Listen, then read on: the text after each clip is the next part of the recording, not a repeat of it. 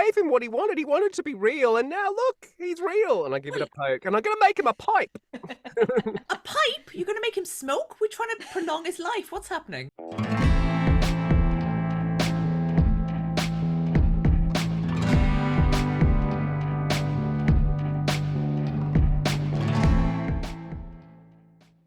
Oh, that hurts my shoulder. I'm injured. Welcome to the Imaginary Tavern. I am Barnaby, the Game Master, with these lovely, crazy people beneath me who have been bonkers. What are you looking at? You.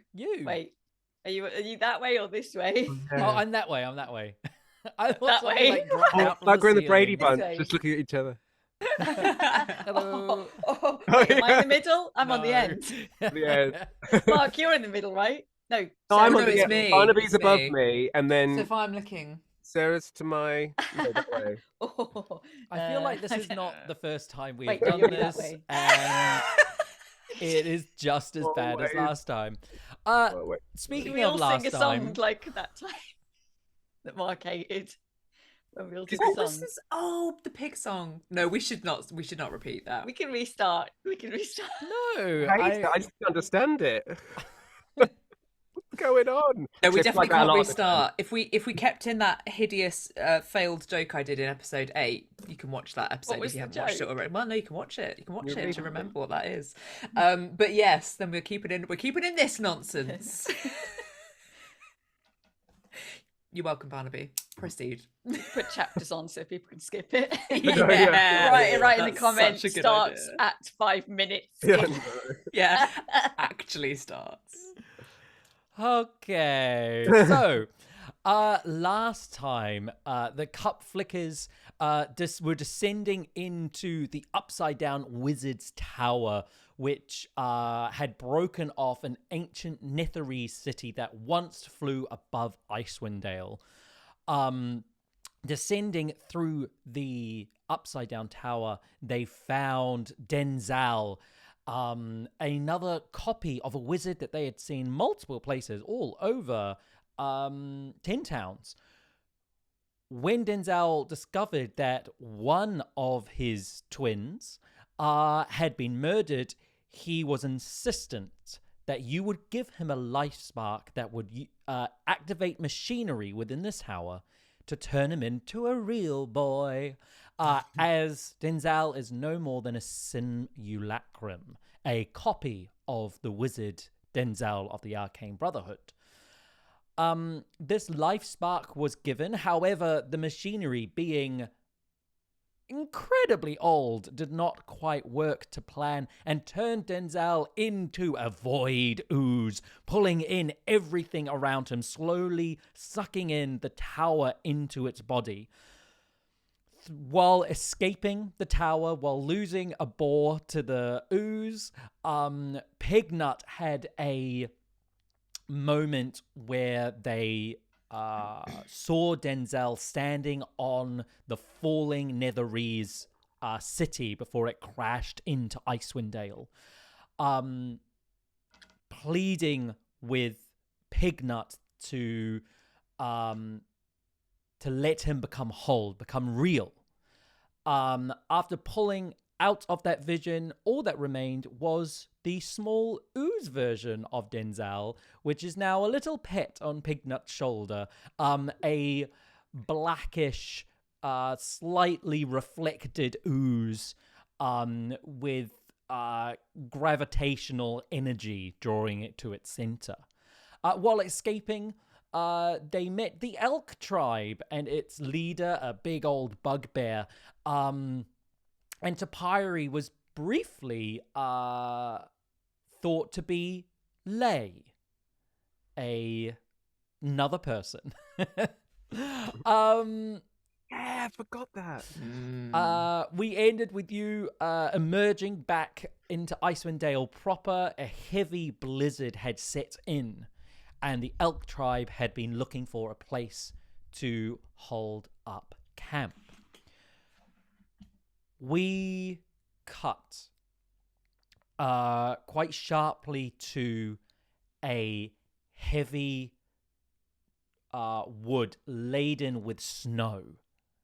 In amongst the trees, tents of canvas and elk hide have made tents and small makeshift shelters. Pits have been dug, and in the center, fires have been lit. There are about 30 members of the tribe here. All obviously of the elk tribe because they wear various elk furs. Some of them are adorned with elk horns. And you are being escorted around the camp by a large bugbear who introduces himself as Wolfgar. He is the leader of this branch of the elk tribe. As he's walking you through the camp, he says, I am interested about your affiliation to Lay. You seem to be very reminiscent of a dear friend of ours. Can I ask who you are? Yes, it is I, Topiary Erda. Yes, you have may said that heard of multiple me. times, but who are you in relation to Lay? Why, she's my sister. Surely she has spoken of us. The three sisters. Right. She hasn't. She was quite secretive about her past, but she has been quite helpful in navigating the wilds as we look for new areas to call home. You are her sister. And actually, what brought you to this underground tower, which I still can't quite get my head around, was... what happened to it? It vanished suddenly beneath our feet.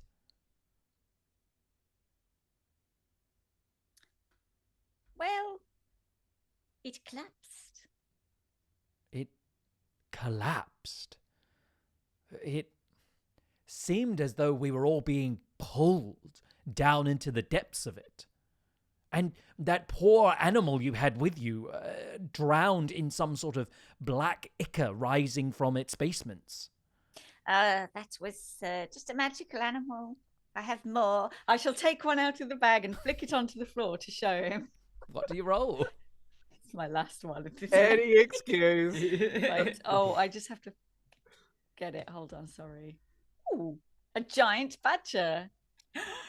Oh. As you throw it on the ground, a giant badger fills a large part of the camp. Its foot falls down into one of these holes that has been dug for the fires, where several of the elk tribe are sitting around. They all sort of raise and brace their weapons as this giant, not native to Icewind badger appears in the center of the camp. Roll over. I shall command it.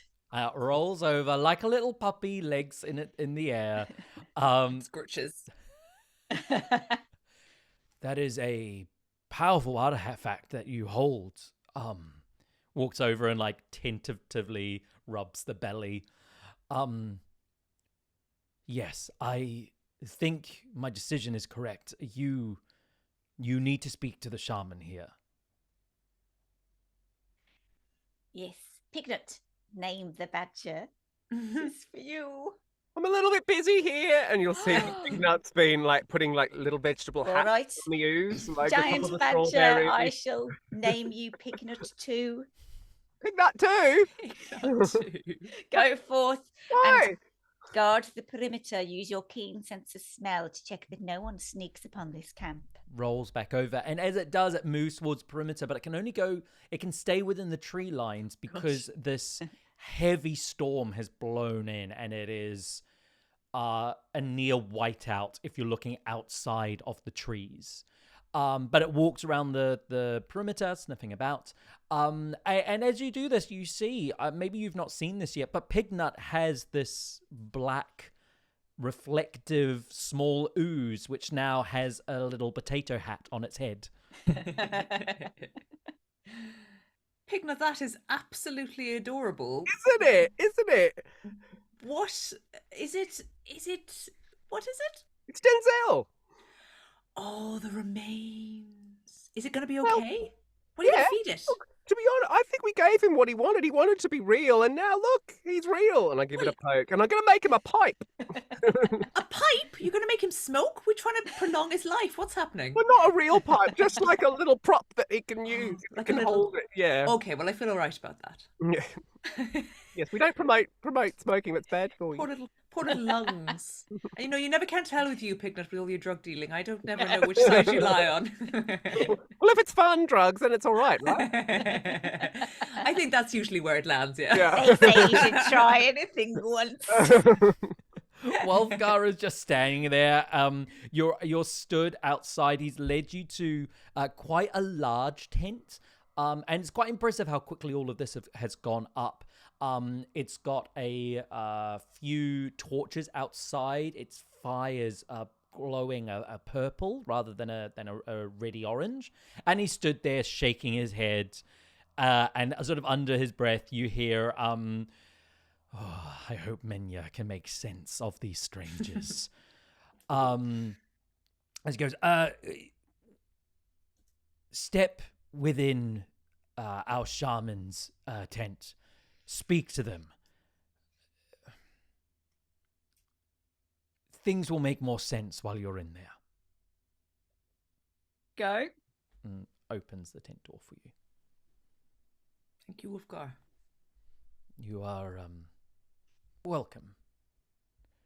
And as he opens the tent, you step into Shaman Menya's chamber.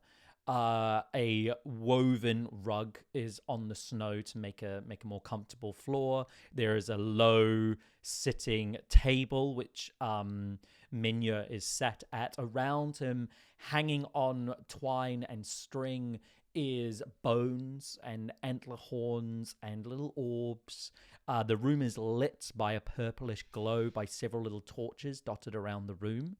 And Menya sits.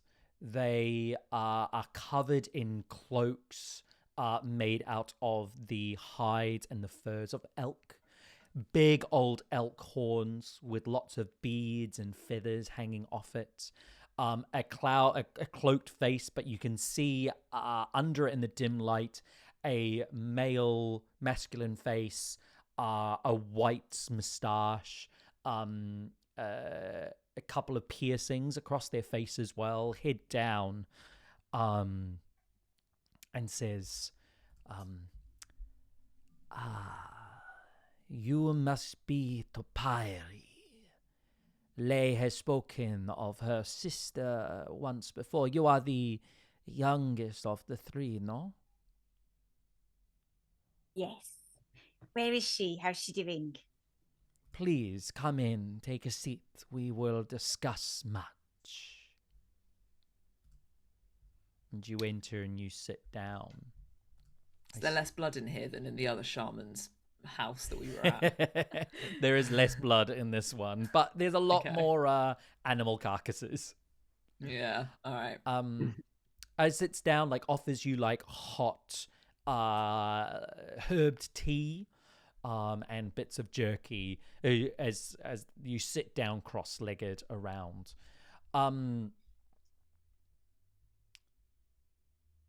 Do you know what you were in no more than an hour ago?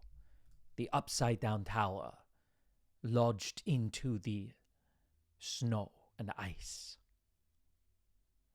It was part of the Netherese city. And do you know where that came from? Not really. The sky? I don't know. It's the wrong way around, so maybe it fell down. Do you know? I do. Great. It is not from the sky, although aeons ago maybe that was the case. Most likely it was. But over time, ice and snow and the frost giants of old have covered the lost city that fell. However, you must have noticed the strange materials and strange energies that have been rising from the ground itself. Over the years that this city has been hidden, this tower has slowly been remaking its way to the surface. Till what you found today. Though little of it remains, I am told.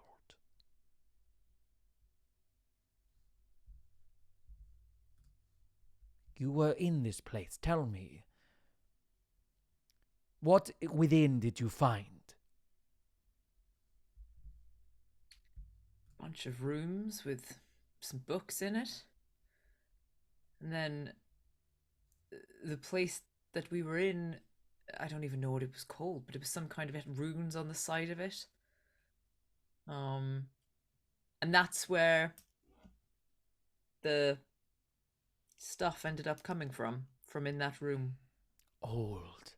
Old powerful magics of the societies of aeons ago. Now their misgivings are entering our world, our home, and throwing the world off balance. Is that what you were doing in there? You're trying to stop the magic? We were hiding from this storm. A storm that should not be here. We should be in the heights of summer, should we not?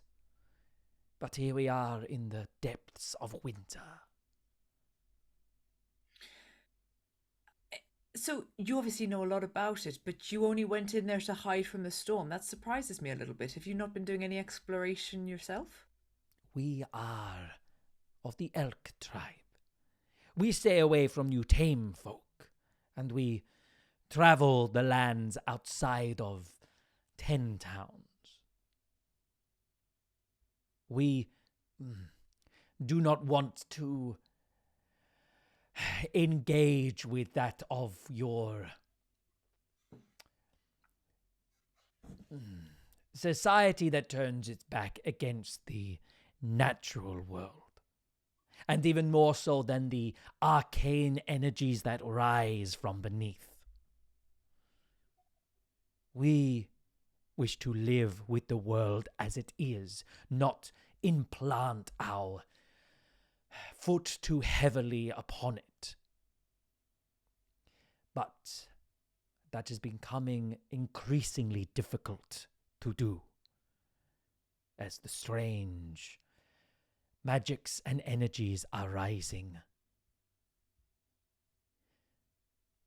It seems that two great forces are coming to a head, and we are trapped in the middle.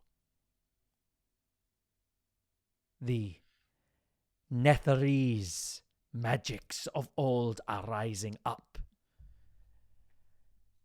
as the power of a lesser deity forces it back down. Interesting. So the two Who great... is this? Sorry. No, you carry on. Who is this deity? Oriel, of course. Now, see, is she the owlbear creature? She has shown herself in many forms, but yes, a horned owlbear walking amongst the snow is but one. A pure crystal of ice formed across the horizon another. Some even say she has walked among us in humanoid form. And you say she is a lesser god. Well, yes. Shunned by the gods of the true pantheon, but still with enough power to invoke her will upon man and upon this world. And would you say that she is a good god?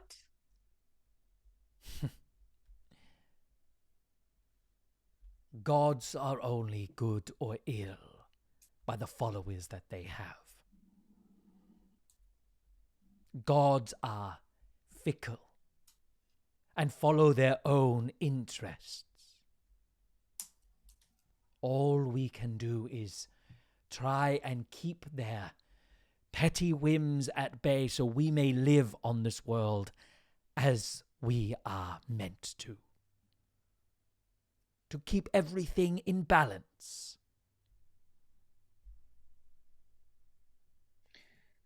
Sorry, let me get this straight. So we've got magic coming from the old Netherese thing from aeons ago, right? That's coming up from under the ground. And then Oriel is trying to suppress it.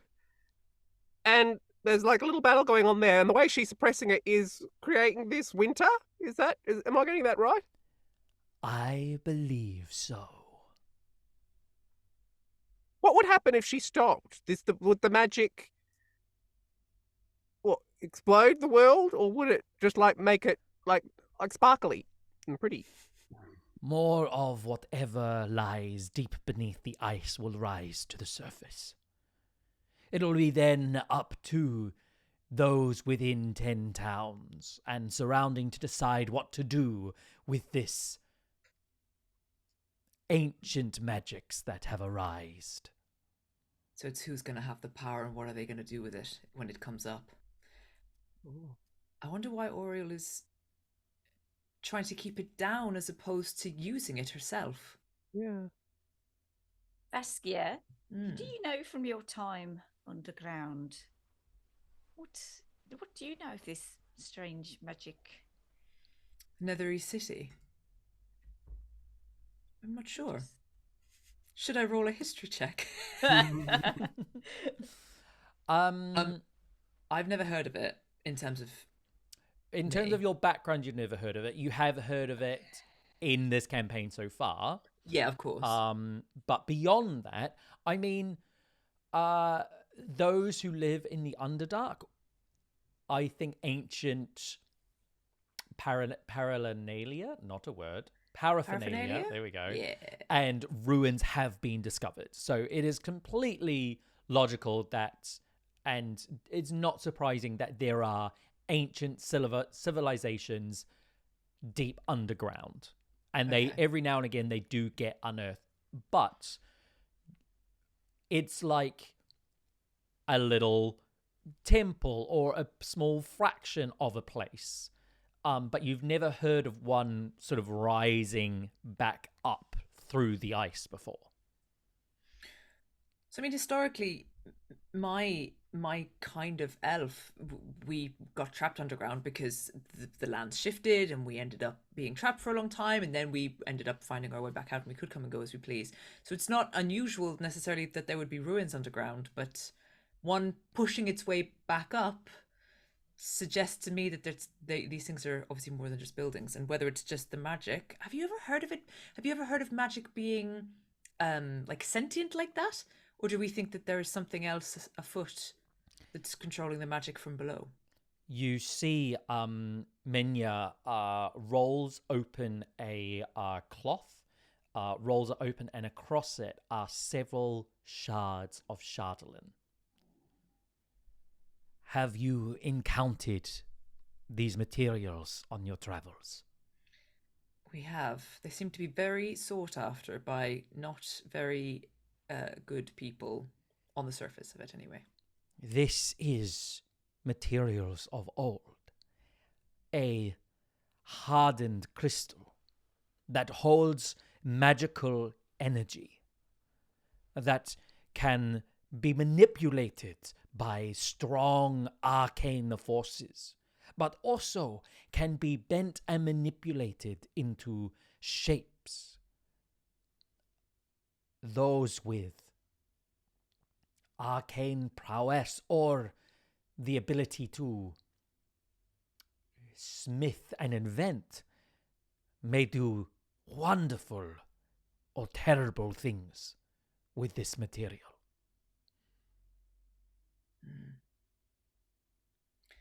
Interesting.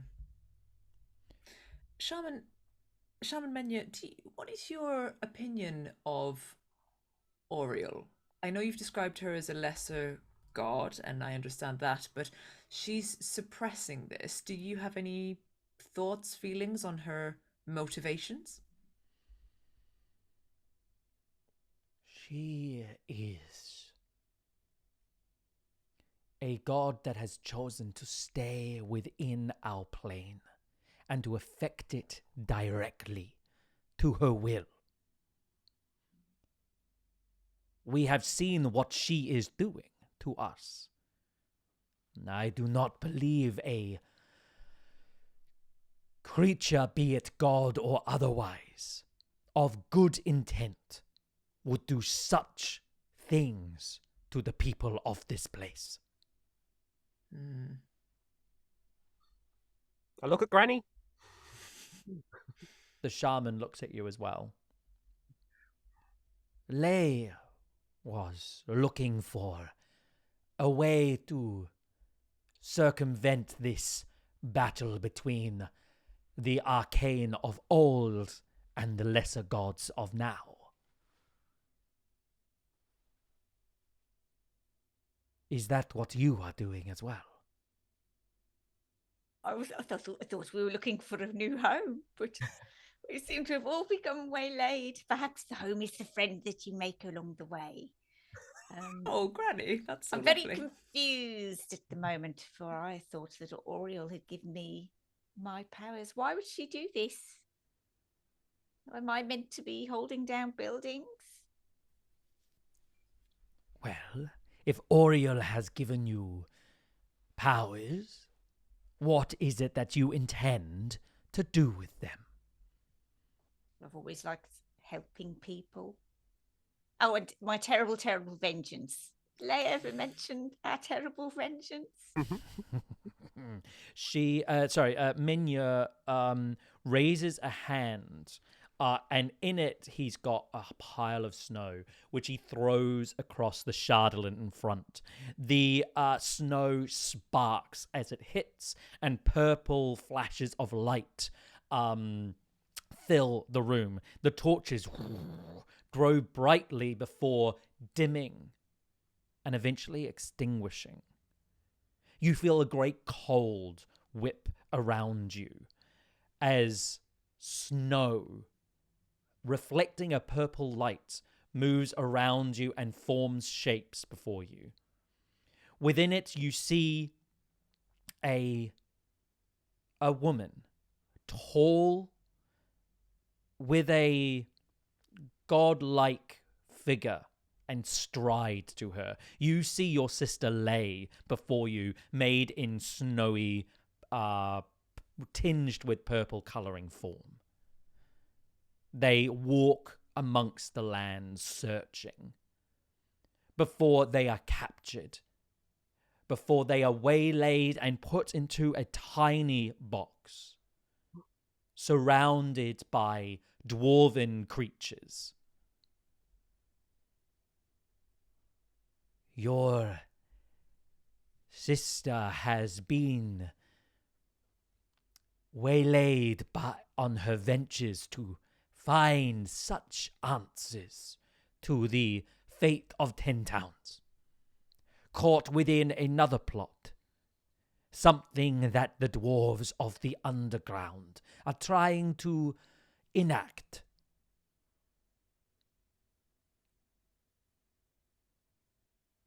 You should go. Try to find her. Save your sister, Topiary, before it is too late. Insight check, please. I just want to... Do I think that this is true?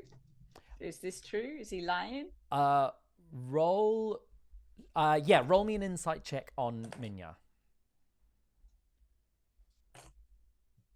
Oh, dear. 18.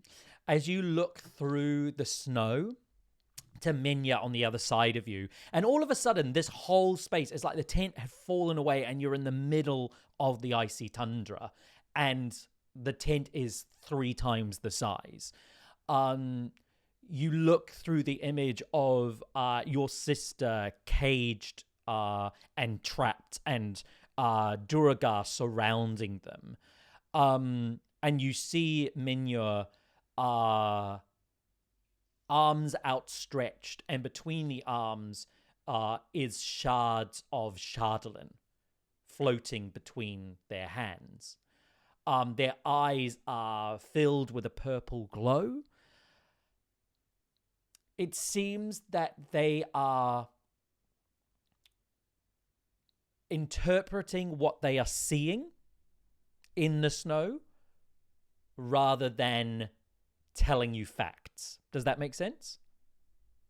They are reading the images they see. Like a crystal ball we're looking at. Yeah. Okay. Okay. Where is she? We'll rescue her and speak bloody vengeance on the Duergar. I know Baskia's in. I 100% am. The more I hear about them being out here, the more I just think, I know, Pignut, you think maybe there's a couple of nice ones. If we can identify Gotta be at those, least one. sure. But otherwise, they're all for the chop. Oh my god. As you ask this, Minya eyes flash purple once more. And another shard rises off the table. Around that shard, you start to see blocks of stone hitting the ground, forming an outpost in the side of a cliff face. You also see sledges coming and going with huge humanoid-shaped creatures pulling these sledges back and forth. Then you see towering behind it is a huge fortress that goes higher and higher and higher. Finally, you see at the heart of this fortress, behind this smaller fortress, is a purple fire that glows and grows and grows and grows until it consumes everything. The snow falls, and you are back within the tent. Finally, running across the table is small, snowy figures of the elk tribe running, several of them falling, hitting the ground and dying as the rest run onwards.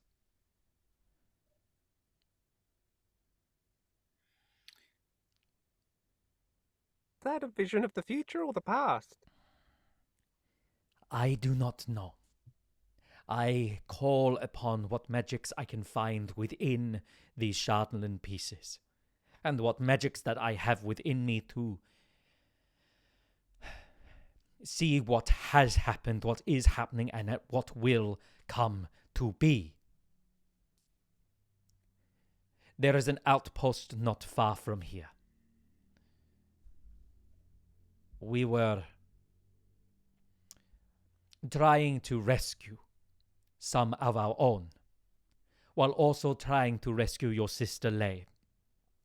But we are unable to penetrate the outpost. They have guards stationed in very fortuitous locations, meaning our tribe here, this branch of it, was not strong enough to rush the place. I believe Wolfgar intends to head back to the main camp to bring a large army to rescue those who have been taken from us and to avenge with bloody vengeance who have been killed. Yes.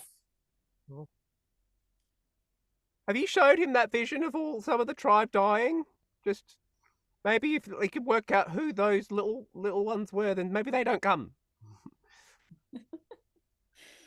Wolfgar is very aware of the dangers approaching this outpost with brute force. However, that is how the elk tribe fight. We charge, we rush. Some of us may fall, but we overwhelm our enemies with force and number. worry that that isn't going to be the most optimum approach in this instance, and it concerns me that you would continue in that vein if you know that it might not be. But I'm not here to tell you what to do.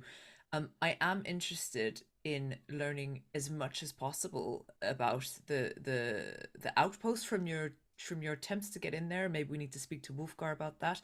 I'm also interested in your ability to perhaps help us incorporate this Shardlin material into our own weapons, because we have met the Duergar. I know the Duergar of old, and I am horrified to see that they have different abilities by utilizing this material. And I would like us to also do the same thing in order to be able to use it against them. And I'm hoping maybe that you would be someone that would be able to command that kind of skill. He reaches out a hand to you. Help me see your intent. What are you going to do? I am going to create more visions to find out if such things are possible within you. You hold hands. He picks up a piece of Shardlin and he puts it on top of yours. Could you please make a Arcana check? Yeah. Constitution saving throw. Yeah. Ooh, 18. His eyes flash purple again. You feel a searing pain on your hand as the Shardlin begins to illuminate, and magic within it is beginning to awaken. You see visions, snowy visions of you. What do you wish to embed for you personally to embed Shardlin in? What's your intention with it? I want it to be part of like my weapon, so my short sword, in order to be able to do the kind of damage that the one who stabbed me, the Duergar that stabbed me, that kind of additional damage. I want to be able to pay it forward in the most painful way possible to the dwarves. Lovely. As you do this, you see yourself moving with incredible speed. A short sword in hand, slicing down your enemies. The sword glows a bright blackish purple as your enemies fall with such ease beneath your hand. Could you make an insight check for me? Yes. That's a 3. Oh, that bounced out. Natural 20 Natural for 20. 25. As you watch yourself slash the enemies, you see the power that you wield, that your strength will increase multiple times. Mechanically, shit tons of damage, extra abilities. However, with each creature you fell, you see your face begin to twist and shift and expand and fall in on itself as your swings become wilder and wilder, dealing more and more damage. But you see a second version of yourself, the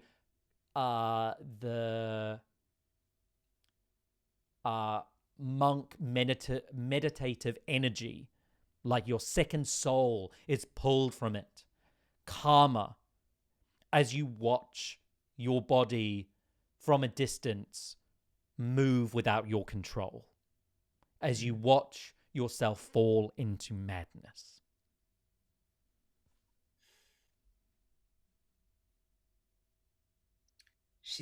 You can see that she looks very frustrated to see this. Super frustrated. The vision ends. He steps away. You have seen what will become of those imbued with the magic of old. This also brings you back. You think about the Shardlin berserkers that you have met in the cave dedicated to Oriel, the men and women who had gone mad, but also the priest within that place, still sane.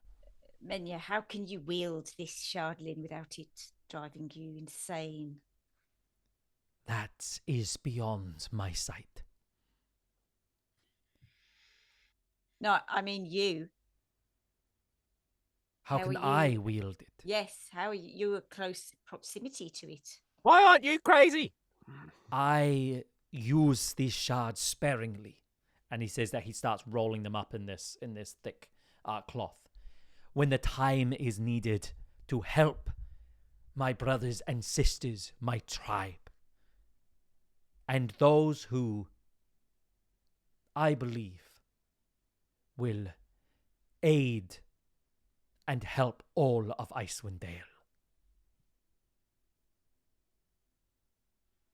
Starting to feel like an impossible task because now it's like we have to defeat Oriel or whoever, and we have to stop the Netherese magic from escaping because my intentions are very good, and if it's going to do that to me, then what the hell is it going to do? Like, we can't... It can't be left to its own devices. Someone awful will find it, and this place will forever be at the will of other people. Just... Yeah, she just sort of slumps a little bit, like she shoves her short sword back in. She's like, oh. I see that this task weighs heavily on you. That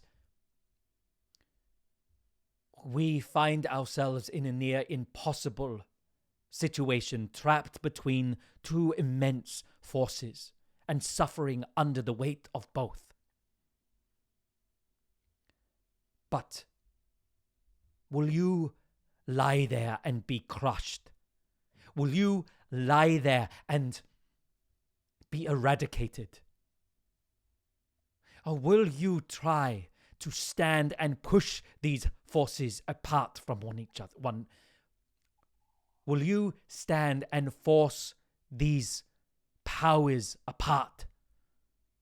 Stand with the Elk tribe, with all of 10 towns who wish that this winter will end, and we can return to living in Icewind Dale in the way that the Frost Giants had left it for us.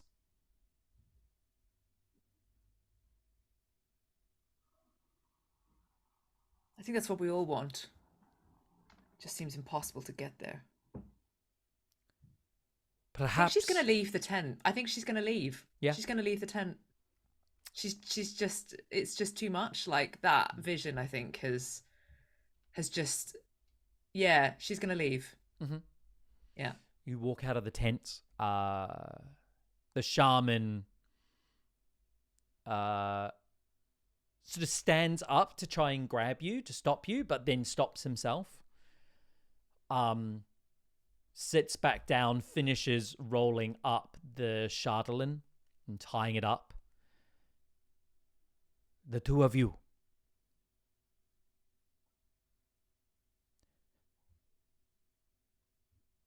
What is it that you will do? This shardlin is evil, and Oriel is trying to push it down. Is she not trying to help? Should we push it? We should push all the buildings back down and destroy all the shardlin. Is that what you're telling me, Shaman? I am not telling you anything. I am showing you.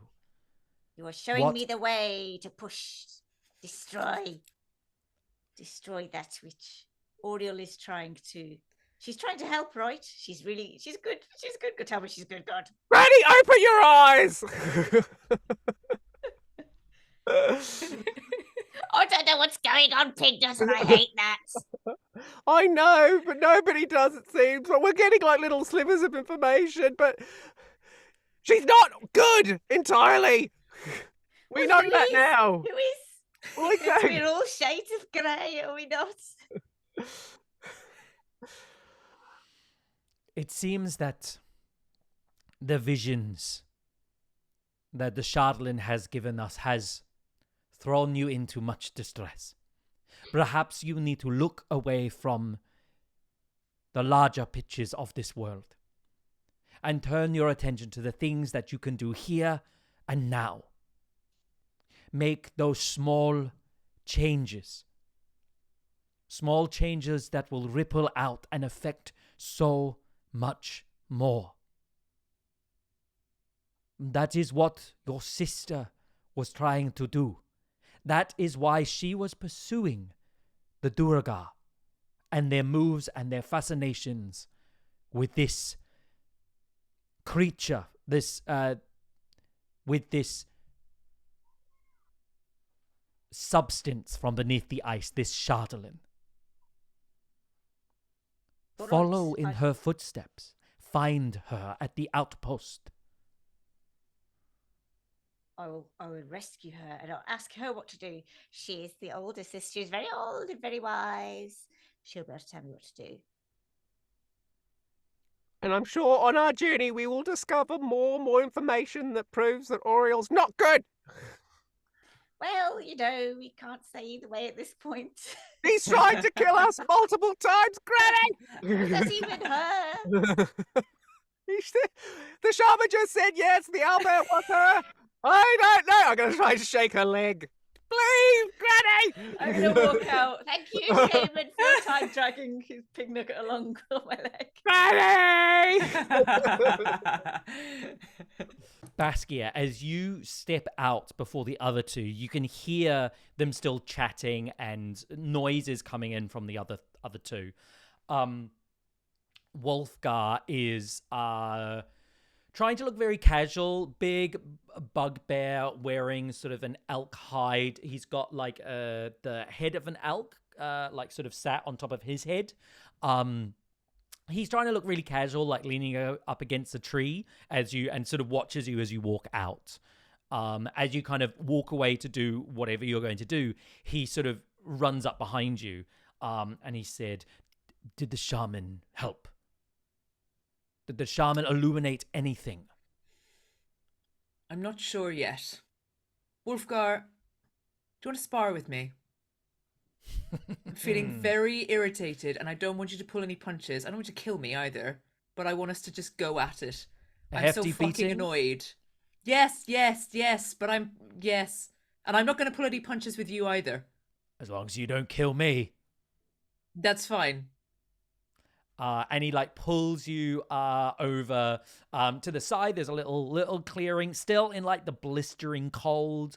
Not that you're really feeling it. They've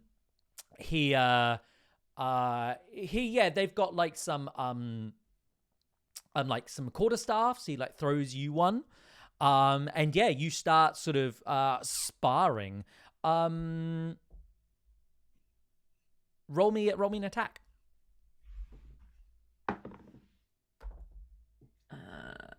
21 hits as you sort of land this first strike across him, knocking it back. You are certainly beating me with your frustrations in this moment. What has drawn you to this place, Baskia? She's trying, like, by the way, just for visual flavor as well. She is doing every fucking monkey thing she can, like any kind of monk trickery, like almost like hand standing on the floor to like kick him in the face, like all of this kind of stuff is what's going on. She's just trying to exert as much, and she just wants all of this frustration, she just wants it to go. She's just trying to get rid of it. And she will respond to him and just say, I came here without realizing that I was going to be trapped here, and now I'm just trapped here with everyone else, and I can't get any advantages, and everything's bad, and it won't stop fucking snowing, and we can't use anything that anyone else uses because apparently it's all going to go horribly wrong in the face. Just like punching him as she's doing it, like just she's not even really being coherent. She's just like vomiting words out. And as you're sort of like you're punching him, he's sort of blocking a couple of punches, takes one. He spins around you at one point, and with the butt end, he rolls a 19 to hit, and like right in between your shoulder blades, you sort of stumble forwards, and he says, Frustration is good. Anger is good against the world and the strife that is thrown against it, but you need to focus, Baskia. And sort of that's when he knocks you, and sort of stops as you sort of fall forward a little bit out of breath. He says, you need to drive that frustration into a point, into a purpose. Stop flailing around. Find a target and aim for it. Oh, she's responding to it, but she's still angry, right? So she's gonna spin around and try and hit him again, like as she comes back around from that. And she's gonna be like, "What am I supposed to even aim at? Everything is bad. There are too many things to aim at all at once." As you turn around to like sort of high kick him across the face, roll your attack. Oh, it's another 14, so another 21. 21. You sort of smack him across the face with your foot. Blood splits out. He sort of spits on the snow. Red spatters against. He says, you seem to be focusing now. You seem to know where to put your frustration in this moment. Yes, there are a lot of things going on in this horrible place right now. But you can only focus on one at a time. So bring your focus onto me. He's going to lunge forwards. He rolls a 14 to hit. Oh, that misses. He speeds forwards. You duck out of the way. I'm gonna... The blood will help, like making him bleed. And I think what she's gonna do is as she spins to like get out of that, as she like maybe dives underneath or rolls out the way or whatever, I think when she comes back up, she's gonna grab the quarterstaff, and maybe if there's like a tree or something nearby, she's gonna like lay into that tree until it smashes the quarterstaff, like just fucking breaks it. And if it's broken into two pieces, she'll pick up some of those pieces and just try and smash it again.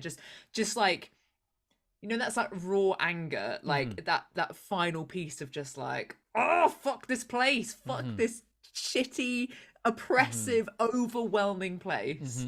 Just lays into it. As you take your quarterstaff, you duck under. He kind of flinches as you turn to whack this quarterstaff, but not going for him and going for this tree. Roll me another attack roll.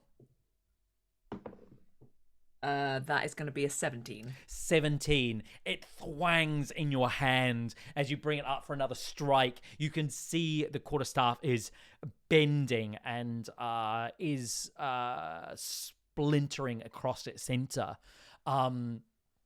He stands behind you and he says, what is it that you are striking? Focus on your target. What is it that you are striking in this moment? When she's finished, she'll like lean on the tree for a little bit, like breathing really heavily, and then turn around to him and just say, "The outpost." The outpost.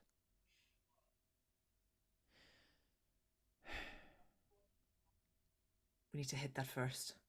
We need to hit that first, and the rest will follow. He throws down the quarterstaff and he walks up to you and he offers you a hand.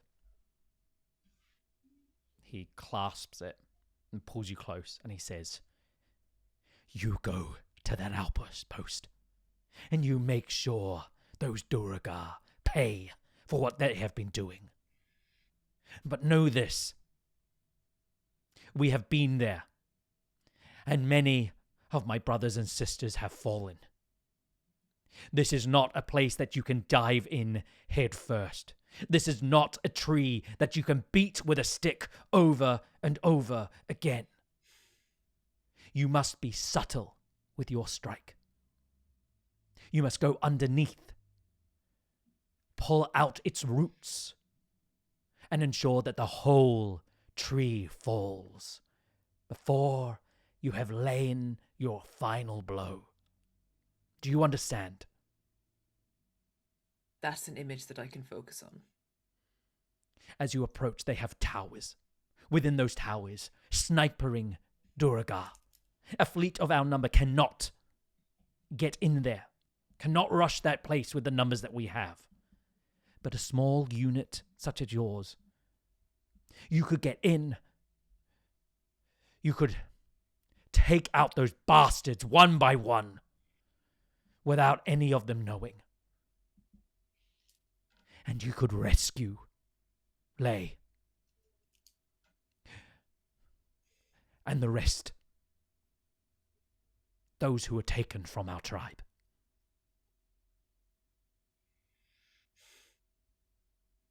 Focus on that. Then focus on whatever comes from that next. One step at a time. And everything will fall into place.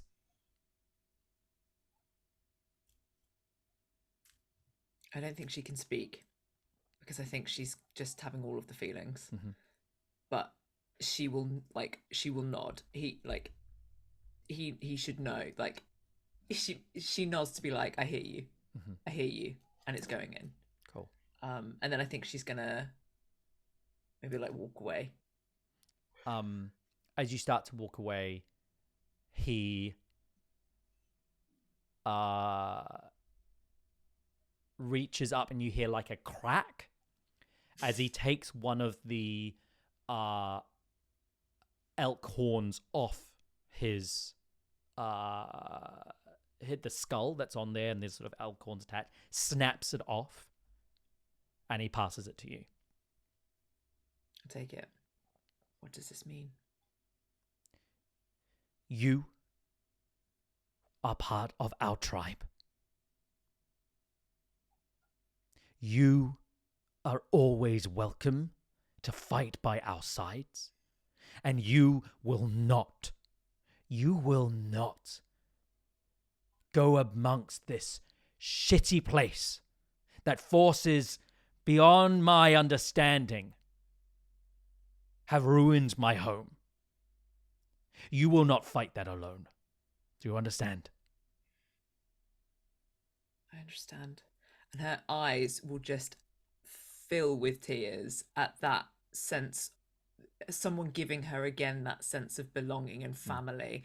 She just misses her family so much. We keep circling round all of her past, all of these dwarves, everything that's happened, the stuff that the three of them have gone through, and she's just on the brink of just losing her shit, and just it's right there. But like that means a lot to her. As you take the horn, you see this like gruff, he's a heavy set bugbear, muscly, laden with like matted, like dark red blood fur. And he softens, and he stands there and he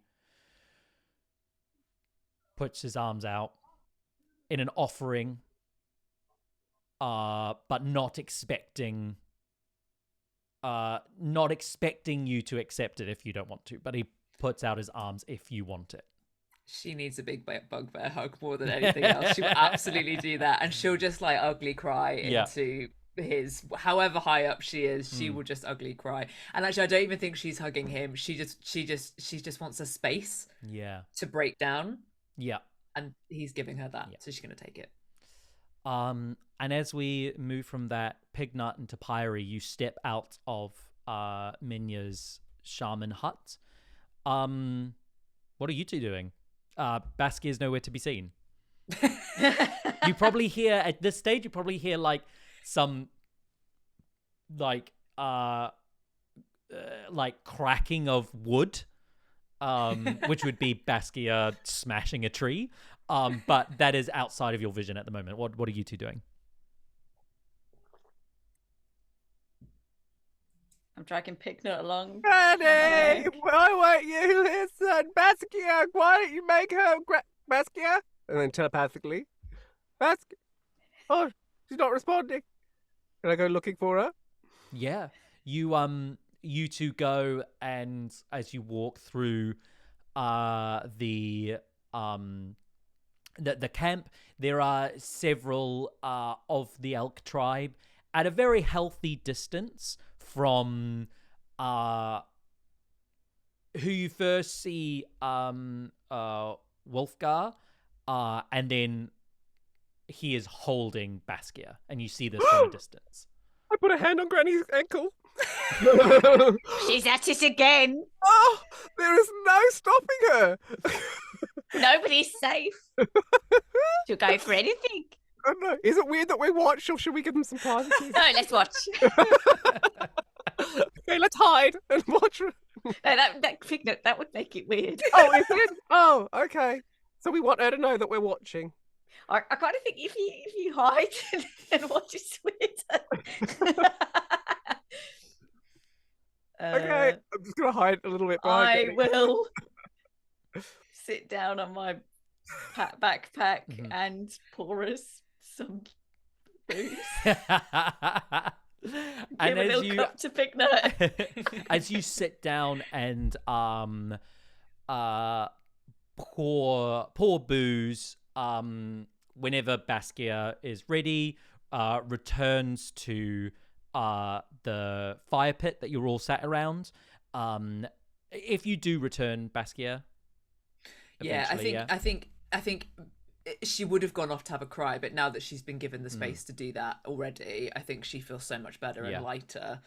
So yeah, she'll come and find everyone by the I'll fire. give you a cup of acorn brandy as well when I see you Nice. come in. as you get the acorn brandy and you sit down, Wolfgar sort of stands above you.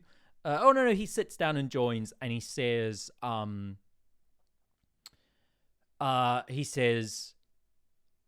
if you are going to the outpost, you have two choices. You bed down with us tonight, recover your strength, and you attack in the morning. Or you go now and use this snowstorm as coverage to approach the outpost. Those are the two options that I can see for you here. The outpost is a few hours from this location. That is where we have come from. But I will leave that decision to you. Should you need anything, you come and you find me. Thank you, Wolfgar. Right. I will leave you to your drinks. We'll speak soon. And stands and walks off. Can we see the horn that she's got? Yeah. Not that one. What's funny is that she's so gay. I know, She's I know. so gay. Yes, but I've already written a 200-page fanfic about this couple now. So. Yeah, yes, I love it. Yeah, she's not. She's not. I don't think she's attached anywhere, but she'll be holding it. Yeah. She's Yes, holding it. I will psychically say to Pignut, probably some sign of tribal marriage. You married, Baskia. Am I married? How long do you think I was outside this tent? Oh, we all might not have long to live. I don't know people's decisions. Trying times. Should we What's get that married as well? Should we find someone while we're here? Each? No. I'm not married. This. You look. I assume. I guess she's caught you by looking at this. No, this is a gift from Wolfgar as like a welcome to the tribe. You're part of the tribe, which is nice. We're not married. Sounds a bit like marriage. Well, no. You've been I think welcomed into the tribe. I'll remind you that the woman I maybe want to marry, but she realizes that she hasn't ever said that to anyone. She's like, "Oh fuck, I've already said it now. This is bad." Is living in Long Beach. That's wrong. What is it? Long Beach. I'll In let Florida. this pass, but you mustn't marry any others before you get home and marry her. Well, yes, I just want to marry one person. Maybe her. Maybe someone else, and she'll have a very big drink. Lonelywood. Lonelywood. Fuck, I knew it was an L. Thank you. I wish it was Long Beach. Okay, Baskia. I found it a bit much in that tent, I'll be honest. Well, yeah.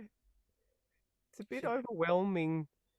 Like, just the whole the bigger picture just seems a lot, right? And Yeah. the shaman, after you left, he was saying that it might help to just focus on like the steps, like the smaller goals rather than the big ones, which I thought was quite wise, I guess. Yeah, I think you're right, Wolfgar. I just beat the shit out of Wolfgar with consent, but that's basically what he was saying as well. Mm. Don't think about it. It's too much. It's too much to think about it all. Sometimes you have to not think about it and just find your solace in the big hairy arms of the nearest bugbear.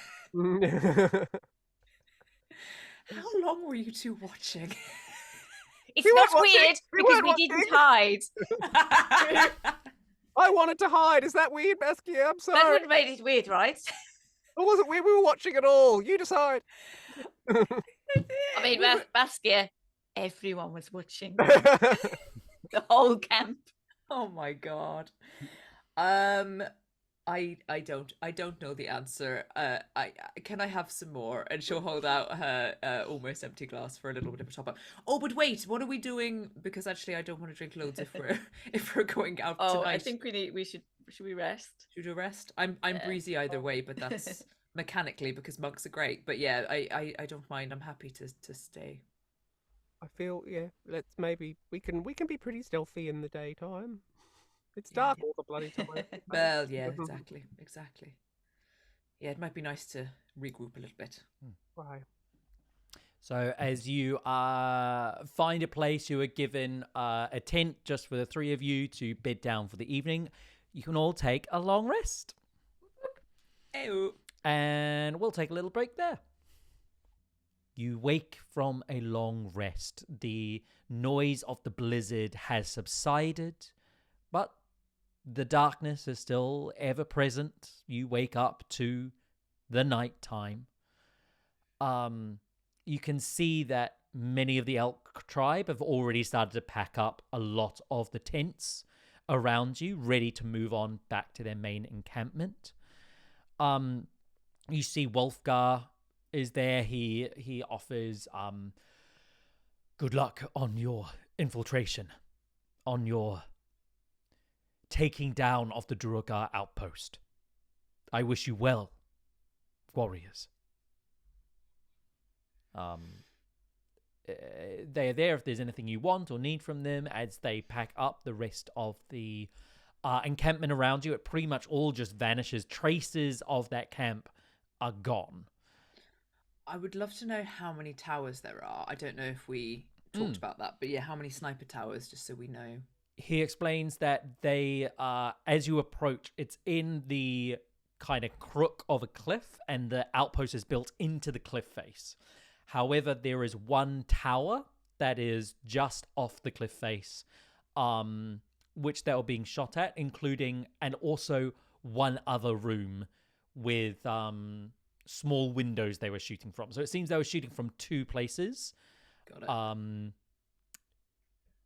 it. There is a bit of a valley that leads to this, and there's a small stream that runs up to the and underneath. This usually would be. He explains that this usually would be sort of the start of quite a large river, but everything is frozen. The river's all frozen up, and it's just a small little stream now that goes through this deep sort of gully. There's one of these towers on sort of one side, and on the same side. So actually, where they were being shot at with these arrows is on the same side. And there is a big drawbridge, which is on the other side of this big double set of doors to get into the place proper. At least that's what they discovered.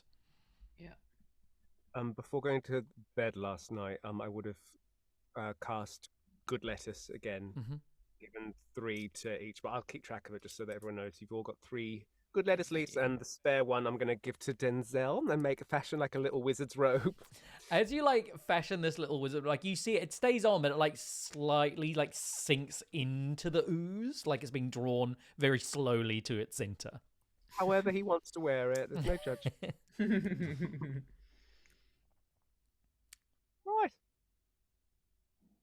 Ready to go? Let's do it. Yeah.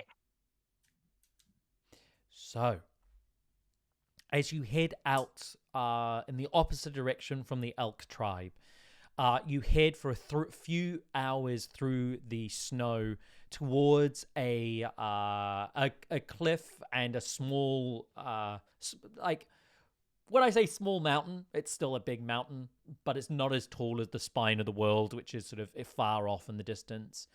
And in the cliff face, you've been following the trench of a empty river. Ice sheets are sort of all across it, and you can see a small stream at the very base of it, about 40 feet down. As you follow this, you eventually reach the small crook of this cliffside. In the distance, you can see a tower which rises about 15, 20 feet in the air. From this distance, you can see little arrow slits. And sort of another 100 feet further within the cliff, you can see a big set of iron doors.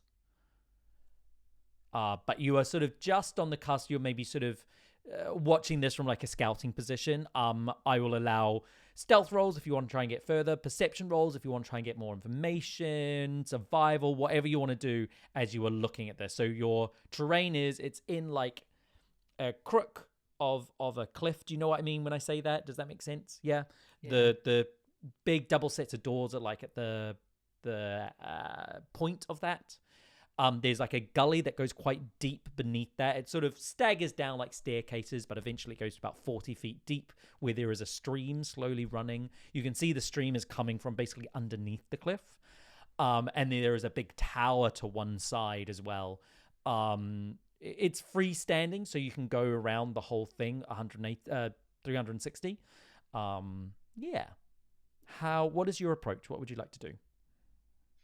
I do a perception check to look for this other little room that I think is in the. They're talking about being in the building, in it. Are you right? What do you mean? Telescope. The other little room. Didn't they say that there was there's a room that's in the building that they're shooting out of? Yes, I understand. Yes, roll me a perception check. But use the telescope. You've got the telescope that we stole from the Wormling cave. Me? I gave it to you, yeah, because you've got the survival stuff. Yeah. I gave it to you. Sorry, I don't think I put it in my inventory. It's all right. Wow. Oh, God. Roll with a perception check with advantage. I'm also gonna be like, oh, use my eyes. I'm gonna cast guidance. Mm-hmm.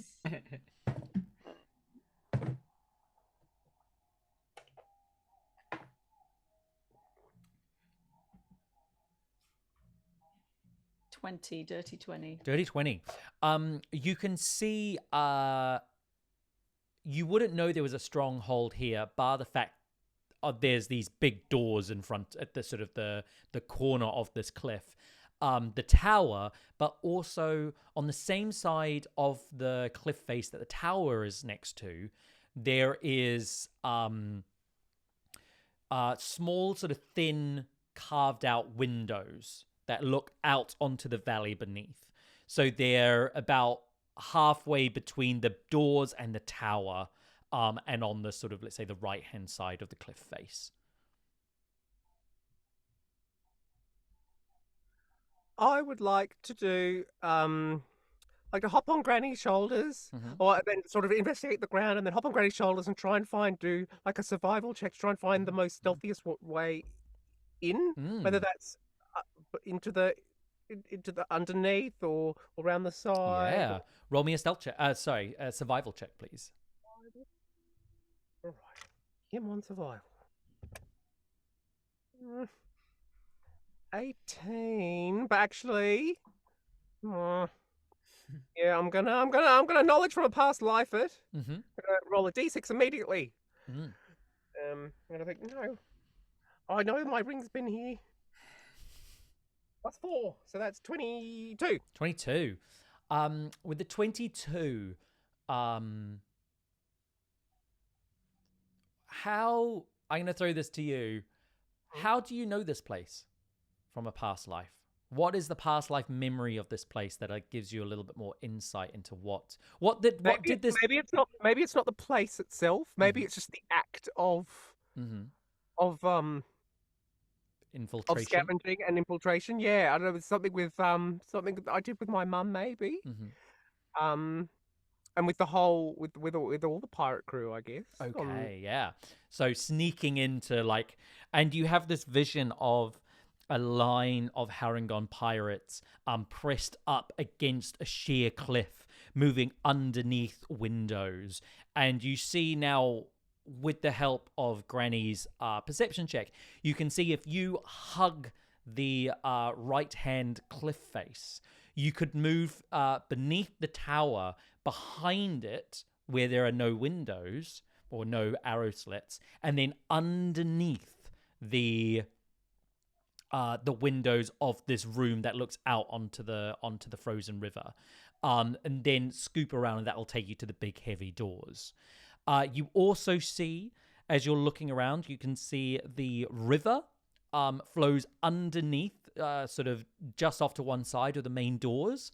The gap underneath that is big enough for someone to go through, so you could see if there's a way underneath from the through the river.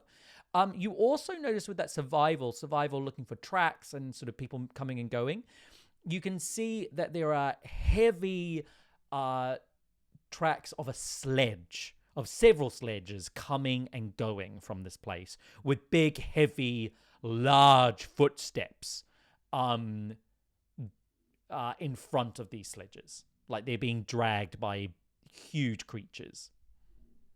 Oh wow. I will relay this to the others. So we've got 2 options, 2.5 maybe. Yeah. I don't know which is the better option. It's difficult because maybe we could get into one of the sledges. That might be quite good. Underneath also probably seems quite sneaky because I don't know how much they'd be guarding that. Mm. But I feel like, I don't know how you guys feel about it. If we know that the sniper tower is what held back the army, and I feel like we should try to take that out at least before we then decide our full way in. Yes. It's only like 20 foot high. I could climb to the top of it, but sorry if I've missed this. Was there I'm assuming there's a door somewhere to get into it as well. You can't see a door on the tower to get in, but you can see arrow slits. So you can see sort of an area where you could probably not climb through. They're probably not wide enough to climb through, especially not on the tower. They're just sort of there like to shoot kind of arrows, like crossbow bolts through. But you could definitely, if you got up there, throw things, try to hit things through it. The windows to the second place, the room that is built into the cliffside, those look like they're big enough to squeeze through. Does the tower look like it has an open top? It does not have an open top. I wonder how they're getting in then. Do we watch anyone like coming and going and see them going into the tower? Or you're sort of scouting this place. You say maybe like over this time, an hour has gone by of you watching this place. You've seen no movement. I'd say you every now and again you see a shape move past one of the windows or one of the arrow slits, so you know that there's people in them. But you don't see anyone coming and going. Does this stream run? It doesn't run under the tower, does it? It doesn't run under the tower, no. But it does run under the outpost. There must be a way. I wonder if there's like another tunnel that we can't see. Be underneath, yeah. The door and the bit that we can't see the other side. There's just a door there. Maybe. Oh man. I think we've just got to be super, super stealthy. Just trying, yeah. I'm happy to climb up it. I don't know if we've got anything that's useful to throw through, because then it's just going to alert them that we're there. What if we miss? Yeah. We take out the one with the windows. If we capture someone, we could ask them how to get in the tower.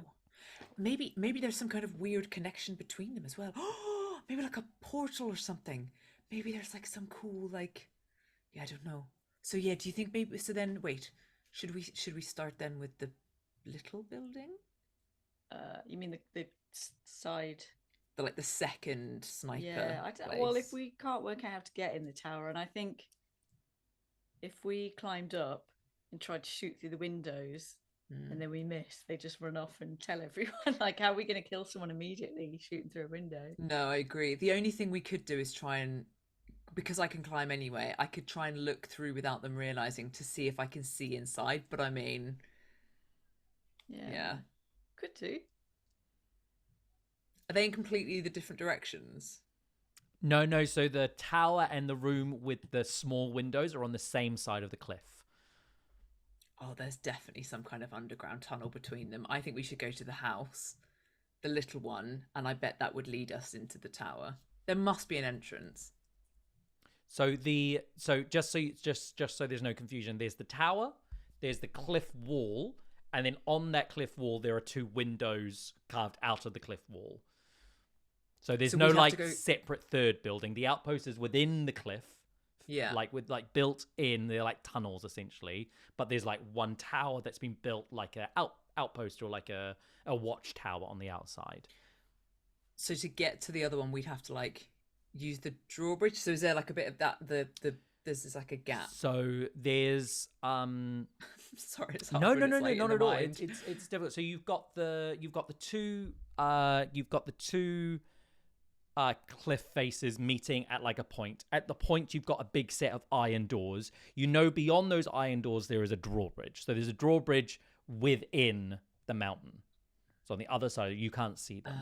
Okay. Then going around on the right-hand wall, there are 2 small windows, which are great like for snipering from.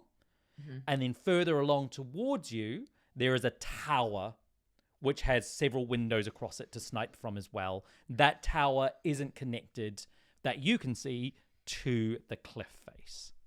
Okay. So your options that you have so far is go to the tower, climb the tower, and like try and shoot through or do something through the little gaps to whoever's in there. You could move underneath the tower along the base of the cliff face where you'd be out of view to the 2 smaller windows that are built into the cliff. Climb up there, potentially climb in and deal with whatever's in there. Or you could keep going along and get to the big iron doors and try and get through the iron doors. Or there is a stream that flows underneath the outpost and you could see where that leads. I reckon that we should go to the room with the snipers, take them out, try and find out from there if there's any way into the tower and try and take it out if possible. And then get on the stream to go underneath and stealth in. If we go past the tower into that room, why would we go back to the tower to take them out so that when the army comes, they can get in without being... Oh, okay. I think as well that I do wonder if the entrance to the big tower is somewhere within that little room. If we when you say, yeah, okay, yeah, I agree. Or at least there'll be some information, perhaps, or we catch someone. Yeah. And then, I agree. The stream seems like the most sensible route. Cool. Sorry, I didn't want to use the voice to go through the plan. Imagine I said it all like this. It wasn't metagaming. I think not using your in-character voice to talk about something. Anyway, so you're going to the second sets of windows which you could potentially climb into to see what's going on there. Yeah. When we go as well, I've got Pass Without a Trace that I can cast for an hour. So I want to cast it when we start going. Mm-hmm. Cool. Well, is that now? Are you going to stealth along? So because you've spotted like a safe path underneath all the windows and sort of out of view, you would get advantage for your stealth checks going up to the past the tower into the window. Let's do it. Yeah. Oh, everybody roll stealth checks with advantage. Are you casting Pass Without a chase? Tapara? Let me just find it. Where is it? Advantage. You get Yeah. advantage because you've spotted the safe path. Ah, very good. Yeah, I'm gonna use it because we're going to be climbing up. Cool. So it's Good time. concentration for an hour. Cool. Everybody roll stealth checks with advantage plus d10. Oh, natural 20 plus for a 10. 38. 38. Oh my god. The highest I've ever rolled. 24. 24. 22. 22. Topes. Excellent. As you move Pretty good. silently Yeah. underneath the tower, you look up. The tower goes is about 30 feet tall. The windows are only on the side facing the river, not facing the wall of the cliff. So you can move in between the tower and the cliff face without being spotted. And carry along the side of the cliff face for another 40 feet. The big iron doors getting closer. You can hear the stream now beneath you, and you get underneath two windows which you could squeeze through. They are about 20 feet up. They are just out of view of one of the windows from the tower. Someone could, if they really looked at a funny angle, they could probably see you, but they'd have to be really trying to look back on the outpost itself to spot you. So you feel pretty confident that at this point no one has seen you, and you are currently undetected. Baskia, go forth, sneak. Should I Do have a a look through the window? recognition. Yeah, look through the window and see if I can see anything. Can I climb up? Stealthily. I'll stay on the same side that we're on, just go up. And maybe I just want to go up from the bottom or the top. What will be less? I don't know.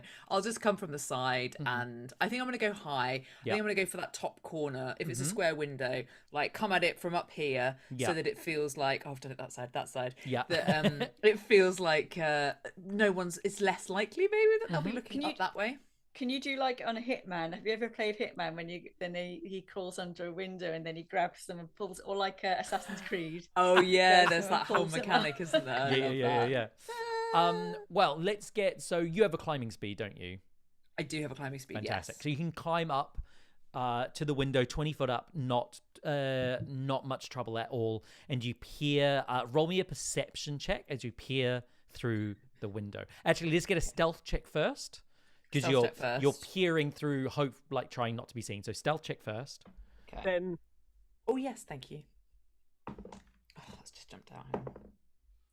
That's better than last time. So 22 plus 10, no, 26 plus 10. So, oh my god, my brain. 16 plus 10 is 26. I'm trying to add 26. when I've already added. Yes. So 26. And now roll a perception check. It's a natural one, you guys. You see, there's a window. Is it just Your really reflection. I'd say it was really sunshiny, except that it can't be. There's just a massive reflection, and I'm like, I can't see anything. You Is there a forget big- to open a big your plant. eyes. There's a big plant right by the window. That's brilliant. The So, curtains are shut. As you climb up, there is a fir tree has been brought in and to try and decorate the outpost. You can see that small little wood carved decorations have been hung on this fir tree in the corner, which is blocking this window. There is no way to see through this. I think you hear from in there, you hear, what? It brightens up the place. It was just a little bit sad and dull in here, and I'm fucking cold all the time. I wanted to bring a little bit of if we're gonna live up on the surface, I want to embrace, some of the flora that the surface dwellers use. I don't, if we don't have to see mushrooms anymore, let's see what else kind of stuff is out here. I mean, it's pretty. Look, I carved that one, and you hear a grumble from the other side going, "Just get back to watching and making sure that none of the bloody other tribes try and get in here, all right? And he was like, oh, yeah, but, all of the, like, important material has, been shipped off. I mean, what else is there to guard here anymore? And you're like, and then you hear one of them goes, look, Neldar has his reasons, and we are doing this. We are doing this for Sunblight, all right? So we've just got to... Look, if we want to be going to Sunblight ourselves someday, I don't want to be stuck in this fucking outpost with fucking these half-dead piles of crap. I want to be in Sunblight like you. We've got to keep our nose to the ground. We've got to work hard, and then we will be promoted, and we can finally go back and work on this whatever they're doing over at Sunblight, all right? So keep an eye out.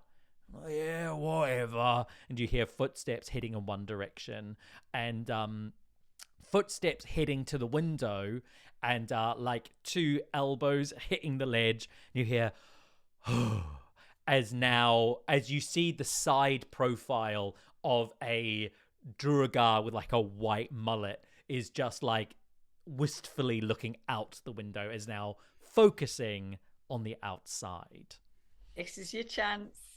And this is the one nice Duergar that Pignut. I was thinking that. I was like, oh, this is the fucking one that we're gonna have to save. Oh fuck! So he's now right there. That's interesting. Mm-hmm.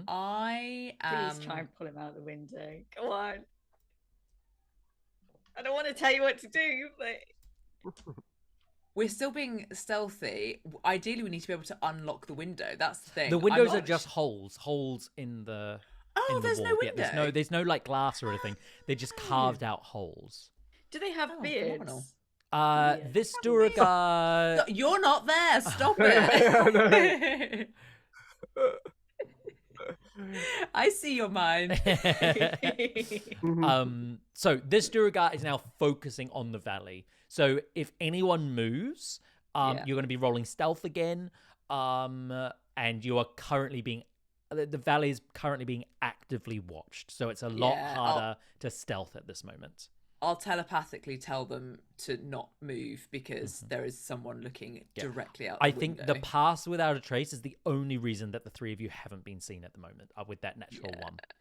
Yeah, that's fair.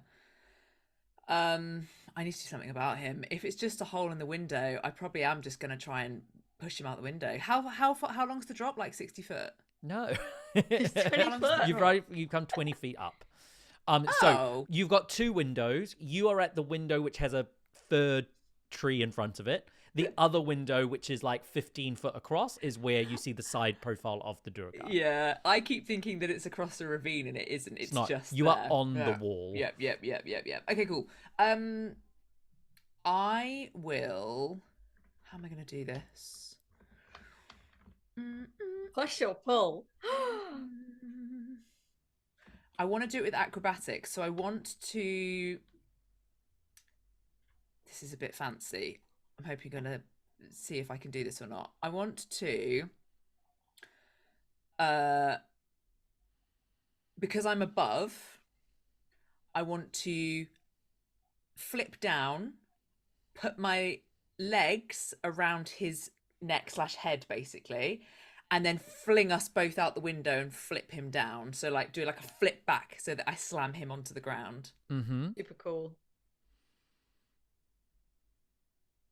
I think you're still using your strength. This is still an athletics. I could, like, when you think about, you're going to put your legs around him and you're going to yank him out of the window.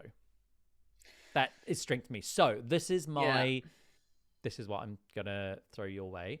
If you roll me another stealth check, and you can beat his perception check because he's actively perceiving now, you will roll that check with advantage, and they will make an athletics. They will make an opposed athletics dexterity.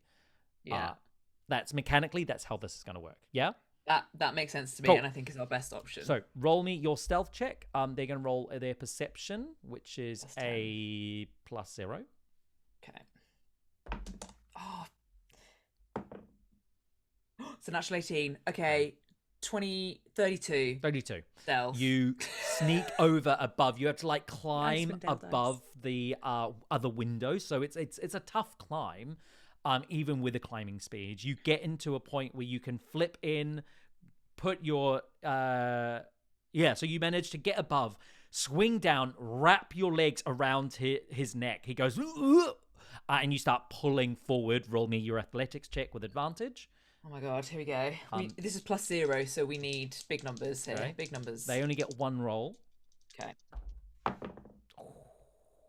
Natural 20. I can take a picture of it. I've got. I'm excited. Natural 20. It's a very important natural 20. Do it. Natural 20 and a 12. Do it. Do it. My poor phone. It's doing what it's told. It's not fast enough. Oh my god, natural 20. You wrap your legs around. You yank him out the window, flipping him down. Your intention is to basically fall on top of him with him hitting the ground underneath you. Yeah, like I want to use the momentum of me dropping out, pull him out with me, and then fling him round. Cool. So he's going to take 2d6 falling damage. I'll also allow you to roll your You can roll your monk damage dice. Oh, to add to this damage. So actually, you roll it all. So 2d6 for the fall. Oh, so 3d6 altogether. 3d6 plus your dexterity. You are a wonderful DM. Plus my dexterity. Plus your dex. Which is, what is my dex? +4. Okay. 3d6 +4. Here we go. 2 6s and a 4. 12, 13, 14, 15, 16, 20 points of damage. 20 points of damage. Oh, Goosh! He hits the snow, you landing on top of him. You got slow fall, you take no damage. Crushing on top of him. He... I'm gonna draw my longbow and like have it in his face. Yep. Make a peep and we'll kill ya. He, I think he instantly shuts up, given what has happened. He's like winded. He couldn't speak if he wanted to. He is kind of struggling. You're holding this. Topiary, what are you doing, if anything? So tell us how you get in the tower. He goes, there's a tunnel just beyond the armory in the overlook. Which you realise is the room that you've just pulled him from.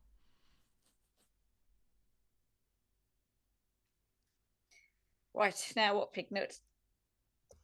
Baskia, you finish him. Right, just knock him out. He might be nice. Are you nice? Are you a nice one? I'm going to hit him in the face. I have a Christmas tree. Goosh. Do you knock him out? He loves interior design. What are you doing? Yeah, if that's knocked him out, then great. Yeah. And then we maybe need to just pull him slightly to a place where it's not going to be super obvious that there's a you can pull him back towards the tower and put him underneath the windows of the tower so he wouldn't be seen. Yeah. Does he have any rope on him so I don't have to use my rope? He does not have rope on him. What should we do? Yeah, I haven't got any. I don't think I've got Right, any. I gotta use my rope. You can't I've got rope as well. Okay, let me have a look at my rope because it might be a silky rope or something.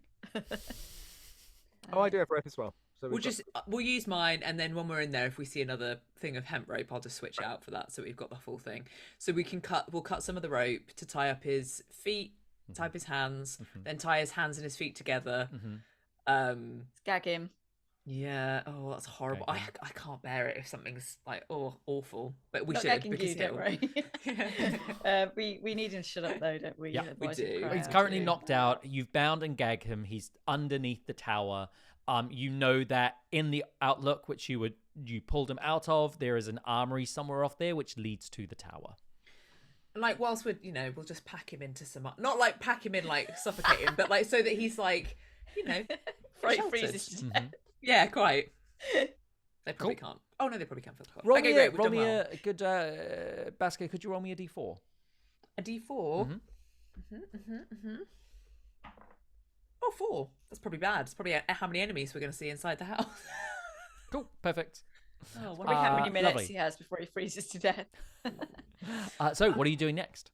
You guys, how do you feel about now? There was one other person. Actually, I don't know why I'm whispering. Telepathically, There was one other person in there with him, but they sounded like they moved away. But there's a massive tree in front of the window, so I couldn't really see in. But do you feel okay about climbing up? Like, will you be able to?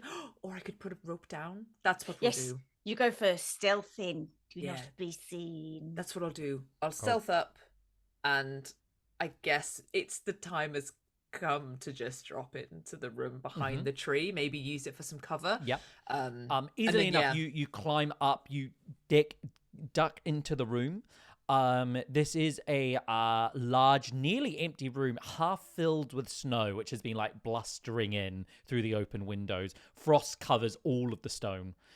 You can see I don't know if we celebrate what usually celebrated in one of the solstices. Many of the locals would chop down various trees and hang carved ornaments across them for a solstice festival. You can see that they've tried to imitate this, and there's a tree in the corner blocking one of the windows. To one side, there is a door which is closed to your left, which goes towards the side that has the big double door. So that would be going towards the main entrance. To your right, you see a set of stairs that goes upwards, and you can see, just looking down the hall, you can already see some shields, some swords hanging on the walls. That looks like it's the armory.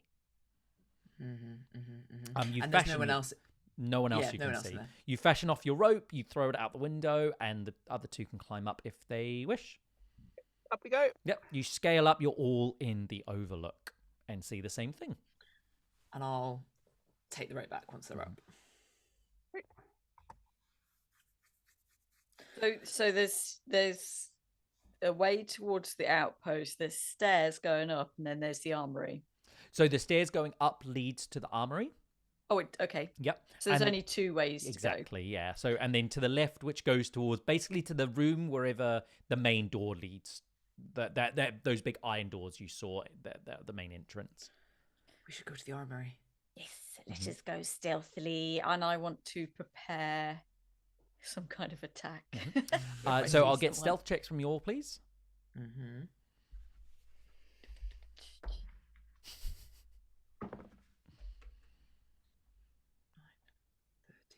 23. God bless Pass Without a Trace. Honestly, what a great casting of that spell. 19. 19.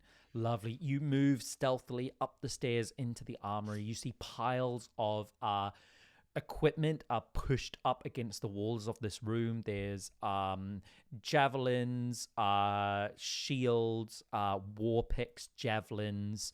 You can see there's piles of like climbing kits, as well as armor build for dwarven armor.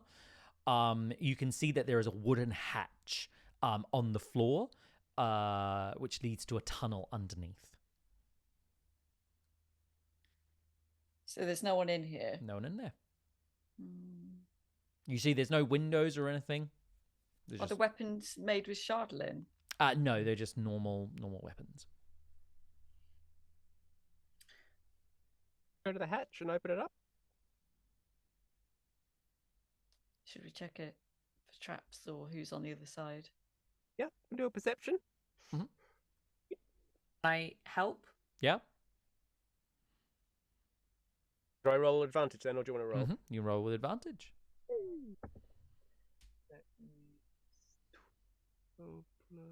19. 19. Yeah, you go up to there. It's just a simple hatch you're able to lift.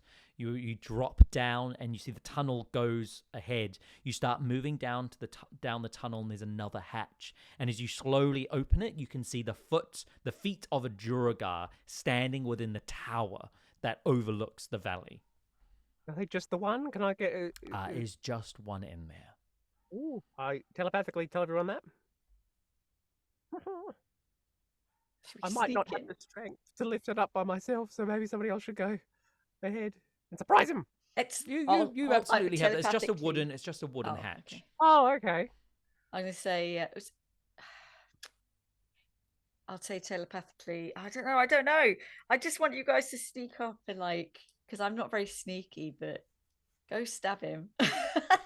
I can follow along. Like if that's what you say, like I can then go up in after Pignut. Yeah, because I will wait. I just think if I try and sneak up right behind him, it's not really going to work. I could And- slowly stop the hatch then, and then Baskia, maybe you could grab him, grab his legs, and Oh, his legs are right next to. Yeah, they're I had pretty. it. Pretty close. Yeah. Oh, I'm quite strong. Can I just pull his legs? Yeah. Yeah. You want Just to pull pull him him in? through the hatch. Mhm. I'll try that. Yeah. Perfect. Roll me an athletics check with Oh, he's advantage across the room.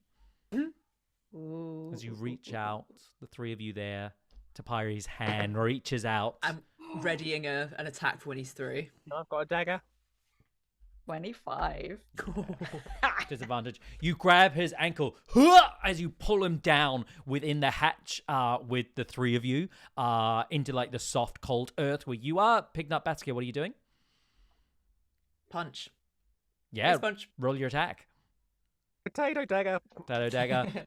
Pignut, make sure you add any Gloom Ranger features you get. This is like surprise first round of combat. You're going first. Ooh, 25. 25 to hits. Roll your damage. 16 to hit. 16 just hits. 5 points of damage from me. 5 points of damage. You'd get your second attack as well, remember? Oh, my second attack. Thank you. And these are all with advantage. Oh, wonderful. That little... It did like a 20 to a 2. No, a 2 to a 20 to a 2. I was like, Oh. oh, little shit. Oh, and that's a 1. So the second attack missed. Can I roll the other one again? Just the first one again to see if I See if you crit? crit. 13 on the first hit. 13 damage, yep. I definitely hit the second. Mhm. And that's 9 on the second. That does it. As Baskia, you deck him across the face. He goes, "What?" Pignut, how do you with your potato dagger? How do you finish off this creature? Well, this Duergar. Oh, I'm just gonna do it like just right on his head. Yeah. Just like Goosh, goosh, goosh, goosh. Great, you absolutely decimate this Duergar. potato. He falls limp, dead to the floor. His large crossbow he was wielding clatters to the ground. Yeah. Can we puck up? Yeah, you look up, you see it's like a small little bunker which looks out onto the valley beneath. You can see it's perfect like sniping range for anyone coming and going. There's small bits of food in here. It looks like he's stationed. There's a little bed there. Yeah, this is just sort of like a one-man operation looking out onto the valley. And if there's nothing else of interest, then we'll go turn around. I'm We should put him gonna. in his bed. We should put him in his bed. Oh, I was gonna drop him out the window. Oh, that's even better. You'd have to go back to the other windows from the Yeah, that's what I'm outlook, yeah? thinking. Like, I'll carry him, and I want to drop him out the window and try and drop him like behind a bush or whatever, if possible. I would climb out and hide him if Mhm. needed. Cause Yeah, you can do that. You can important. just stash him with the dead body or with the unconscious Duergar behind the tower. Can I, looking at the door that goes towards the outpost, is there some way we can like? Is there like a bolt, like a what are those things called that you put across the door? Not a bolt, the wood. Yeah. This door, no, there's no lock on it. It's just a big solid stone door which you would like pull open or closed.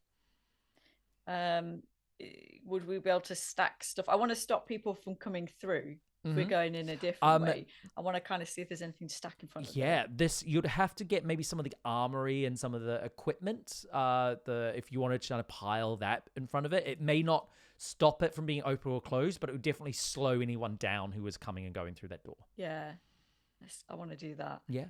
So you spend some time moving like shields and heavy dwarven armor, like piling it in front of the outlook door, which leads to the entrance hall that you assume is on the other side. Nice. And then I guess before we leave, I think to go back towards the stream, if that's what we're doing, which I assume, is there anything in that first room that I guess just gives us any information about the outpost itself, like floor, like any information basically about it? These are sort of two like rooms that were specifically used for keeping lookout. So they're very sparse, very bare. No one really lives in them. They're just there to shoot people out. I would say both of these have like multiple windows and places to fire from. There was only one Duergar in each, which probably means that this outpost is low staffed. If you know what I mean. Yeah. Like Yeah. there You probably did say used to that be a they'd lot of people left. here, but there's not as many anymore. Yeah. Nice. So, what's your plan now? We should. What do you think? Go to the stream rather than try, or should we try and? Yeah. I realise I've blocked the door, but if we don't want to block the door, then Yeah. It's difficult, isn't it? Because now we're in. Maybe we should go that way, but. Or do we think we should just stick with what we were going to do before underneath? I think let's go underneath. I feel like look, we're so good at being stealthy. We'll eventually hit someone on if we go along here. So I think we'll get further in quicker if we go underneath. Okay, perfect. Let's do it. Okay. So as you jump back out the window, feeling pretty confident, there are no other like windows looking out from this outpost. And the windows that were there, you have dispatched those people looking. You jump down, splash into the stream, and make your way underneath the cliff. You have to crouch at various places, but it's not long until you come to a wooden bucket. Yes. Can I just retcon one conversation before we left that room? Yeah. Topiary, one thing that I just thought. What if we left one of your animals in here so that if anyone does come here, they think it's the animal that broke in? Unless it's a giant owl cow. And moved The all animal- of this armor. The animal took all of the things from the armory Yeah. and blocked a door. It could be a weasel as well. It's a tiny weasel. You're right, I didn't think it through. Let's go. No, Baskia, let's talk about your ideas some more. The pros and the cons. There's a couple of pros, surely. As we cut back to you in the Yes. stream, there is a rope hanging down. You're sort of crouched, and it suddenly opens up into a small chamber. There's a rope hanging down with a large wooden bucket, sort of just being pulled slightly by the current of the water. As you look up, those with dark vision can see that it leads you. This is a well. You're looking up, and you're looking up into a room. It is about a 20-foot climb up this rope. There is no light up there. You know that Duergar have dark vision, so there's a good chance there is no light in the outpost. That will be meaning you all see in colors of grey. But yeah, as you look up, there is you're at the base of a well, essentially. We've all got dark vision, haven't we? I don't think I do. Oh. Keep Topsy, if you No, can I stay do. in the middle. Oh, you do Yeah. now? That's good. When did Do that happen? I feel like if you grew up in caves and stuff, your mum was a pickaxe. I feel Your like dad I'm was a losing my pile of mind. shale.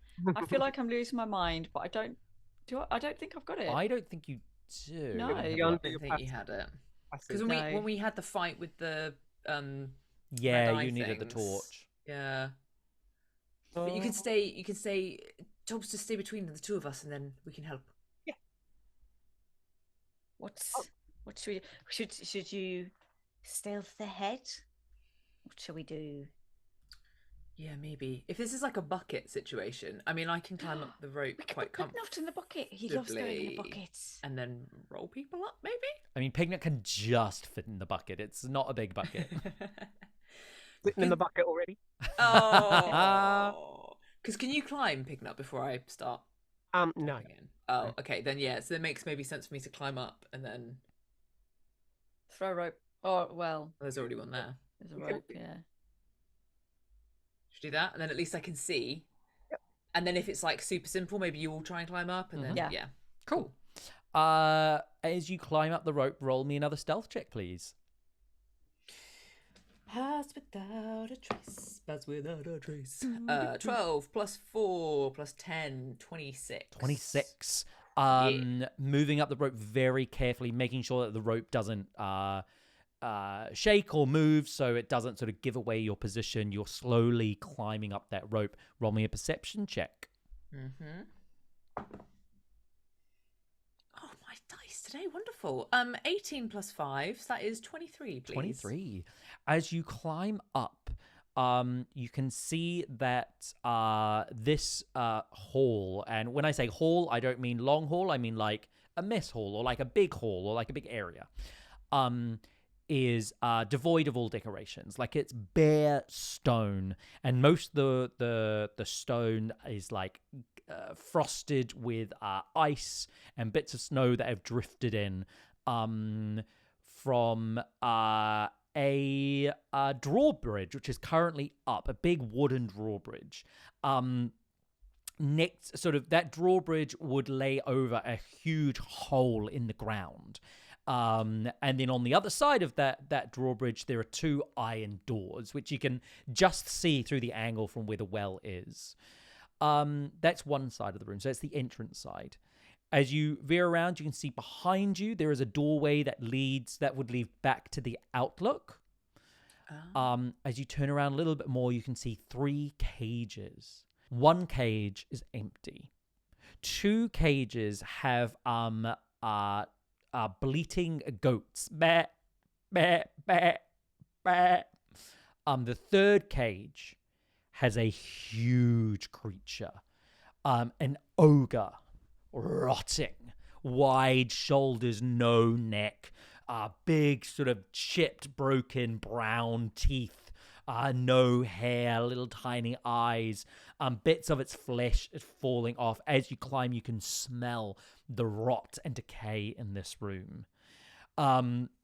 Leaning up against one of the cages is a huge sledge, which with some rope, which would be used to like pile sort of various equipment across it.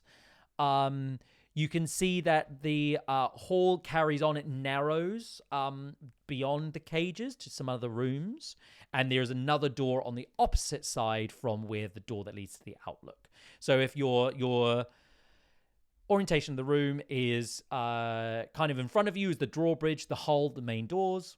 On the other side of you, there are 3 cages, ogre, 2 goats. You can see there's a doorway that leads back to the outlook with the Christmas tree. The hall narrows to one side, going into more chambers. And on the far side, there's just another big old door. Okay. Is the ogre dead? The ogre is alive and looking around every now and again, is eyeing the 2 goats. It hasn't seemed to have noticed you, but it is passively looking around. I'll telepathically tell those 2 what I see. I won't go to, like, not about the room, but the fact that there's like 2 goats and a big rotting ogre. But I'll say, I think it's okay to come up, but he is looking around. He seems preoccupied with the goats, maybe. And he's in a cage. So I'll scoot out on the opposite side. Sides you can't be seen. I will say that there is, as I said, there's very little decoration. There's no like furniture or anything to hide behind. You may have got the well to hide behind. So any stealth checks in this room are going to be made with disadvantage. Noted. Yeah, that makes sense, because we're just literally walking. You're walking through the open. Apart from maybe Pignut, because he can hide in darkness. Only I had some kind of blind spell. So, easy enough. There's a rope there to climb up. I think we'll need a stealth check just flat to climb the rope quietly. But then there'll be more stealth checks to move across the room to wherever you want to go to next, unless you want to do anything to the large zombified ogre. Yeah. Is it a? It's a creature, which is right? in a cage. Yeah. It's an ogre zombie. Do I know if they can like speak a language? I want to understand if I can cast command. Most undead zombie creatures cannot speak a language. I wonder if I could try turn undead. That probably would end badly. It also is in a cage, so it couldn't go anywhere. Turn around. Oh, it'd be destroy undead, but I think it'd probably be too powerful. Never know. I mean, why not? I guess. Like, Can I get a Baskia, can I get a survival or insight from you? 18. 18. 18, With yeah. an 18, you get the impression that this ogre has sort of two functions. One, it is to pull this giant sledge. Two, No. Fuck you as a natural 20. Fuck me as a natural 1. Natural 20 for a 25. I'm so sorry. It's very confusing because it's like the dice is talking to me and it's not. It's me saying fuck you, yeah, the enemy, okay, and very- fuck me is like, oh, fuck me. I won't use that okay, dice again cool. in this stream. Great. With a natural 20, Yes. you know that this sledge used to cart things in and out. There's an empty cage here, probably means there was another ogre here, and you can see tracks in sort of what snow has blown in of a sledge leaving here relatively recently. So probably a whole lot of stuff has recently been removed. The ogre is also here as a warning system. It looks like it's constantly moving around. Undead probably doesn't sleep, so it is most likely going to be an alarm and going to draw attention to this room if it sees anything that is out of the ordinary. Got it. So it's like it's unguarded because the ogre will make so much noise that they'll probably hear it anyway if anything tries to come through here. I will relay that to Correct. Pignut and Topes as well. I would say you also see a lot of footprints leaving, so there is very few Duergar and other creatures within this place, you think? You guys, telepathically, obviously, you guys... I wonder if it looks like a lot of them have already left, and now I'm wondering if we should try and go back through the door, because there's nowhere to hide in this room at all, and this thing looks like it's gonna go crazy if we run past it. Whereas it looks like a lot of them have left, and so maybe we won't really meet that many, or at least we won't meet a lot at once, you know?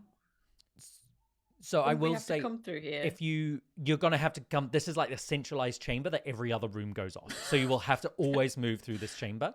Is whether you we need to you kill get it the then. sense of you can sneak through and like hope for the best, and get the jump or whatever's in one of the other two, either deeper in the hallway to the other rooms or through the other door, which you don't know where it goes to yet. Yeah, those are your sort of options. I'm going to say telepathically, Baskia, why don't you give him a goat to distract him? I could totally do that. Feeding time. Feeding time. Okay, I'll try it. Presumably it's locked. Are the goat? How am I gonna feed it a goat? How big are the bars? You'll have to unlock. So it doesn't look like they're locked. They're just on like a bit of metal, which you pull out, which will mean it will be open. You'll have to go up to that goat cage, which is next to the ogre cage, pull out the goat and give it to the ogre. You are either going to have to be stupidly stealthy to not be seen, or incredibly quick to distract the ogre. It's totally doable, but it's difficult to... But doing that would mean you will not have to roll stealth checks in this room. Can I try to do blah, blah, blah, blah, blah, destroy undead? Nice. Yep, you know that if this fails, though, it's very likely that this ogre will start screaming. Okay, no, because I think it will fail, which doesn't matter if that's not going to happen. What's the challenge rating you need to hit for it to be destroyed? It needs to be... Wait, where is it?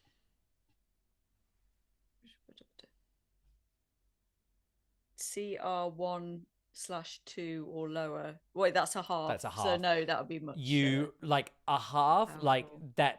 that's going to be, like, small skeletons, maybe small humanoid zombies, not something at this size. You don't think you could destroy with a destroy undead. You could definitely turn it. Can I try command sleep? If you turn it though, it will have to just try and move away. But And it it will be fleeing and therefore making noise because it's seen you and it's been put under an effect. Got it. Right. Okay. Can I cast command sleep? So you know that. So if you're casting the command spell, you know that this is an undead zombie, which we discussed before Doesn't- probably doesn't have a language. Oh, okay. So command wouldn't work, but you could cast sleep on it. I don't know what else to do. Sorry, I've got nothing. So the other option is stealth checks with disadvantage against its perception across the room. I think we've just got to try that. And if Plus that- 10. Yeah. Right. and hope for the What best. we If need it's not, then we to- just need to. Can we send Baskia along and she could like try and find a rug to put over it like a budgie, so Like that a it just budgie. goes to sleep, or just Or like that might just. This might alert. I don't know. I could disguise self as a Duergar. And then it's like feeding time. We could try Yeah. the feeding time thing again. you could let the goat out so they run, and then it will chase them. But what if the Or- goat just runs away and Then it will run after the goat, right? Because We don't want to let it out the cage. We just want it to eat the goat. We don't want to let it out of the cage. No, I mean like if we did let him out and it would chase after the goat, and then we can just walk through. Maybe it would leave the room. We could open the other doors. I'm going to go complicated. I So put the goat reckon in we the other should, room and then shut the door after it when it runs after the goat. But it's just going too crazy, man. because Also, we've got Pass Without a Trace. Running like, after a goat, it's probably going to be making noise, therefore alerting the whole outpost. let's try and be stealthy. We've been so good at it so Yeah. far. plus 10. If we didn't have Pass Without a Trace, I think it'd be Cool. different. But So that's when we all roll ones. there is, other than Baskia, who's got a climbing speed. First, I need a straight stealth check. The two of you, Topiary and Pignut, to climb the rope without alerting it. So that's Is a there any- straight stealth. Is there anything I can do to help? Probably not with stealth. No. Oh, No, God. you're going to Guidance, be in. Topiary. As I said, this is like an open room, hence get why it. stealth is really difficult in this room. Hide yourself, Topes. I've already rolled 21. 21. 23. 23. You pull yourself up very quickly. As Topiary gets up, there's only kind of enough room for like one of you to be hiding behind the well at a time. Baskia, which way are you leading the rest of the crew? Are you going deeper into the hall to the other open rooms, or are you going to go to the other closed door and get through there? Probably to the hall, because if closed door, we've got to open the door. Like we're trying to be quick. It seems like we So should you're go going to to go the. deeper through the large hall I to think the so, other room, yeah. to the other open rooms. Great. Yeah. Fab. Could you roll me your stealth check with disadvantage? All of us? Or just... Yes, because that's the way you're leading. So you're all heading in that direction. Everyone roll stealth with disadvantage. Right. Now I'm gonna. Oh, it's gonna be good. Come on, Topes. Cast guidance. 26 with disadvantage. Mm-hmm. 24. 24. It's crazy, man. Pass Without a Trace. Love it. I've rolled a natural 20, Oh, what But- a dick. but Reach. I think I want one more roll. I think, if I'm correct, Topiary, you have the lowest stealth check. We both got 24. Yeah. No, as in ability score for stealth. Oh, right. So this is going to come down to one last roll. Okay? A straight stealth check. I'm going to say in this moment, this is without Pass Without a Trace. This is just D20 plus your stealth score. And I will roll perception for the ogre plus its perception, which is going to be a 0. So I'm going to roll D20 and you're going to set my DC. Okay? Does it make sense? Yes. Yeah. So Pignut and Baskia, you have gotten further in. Topiary, you're at the rear. The ogre has heard the footfalls and is basically turning its head. And we're going to see if Topiary can get out of its line of view before it fully turns. Topiary, roll me a flat stealth check, just your strength stealth ability modifier. 4. 4. Okay.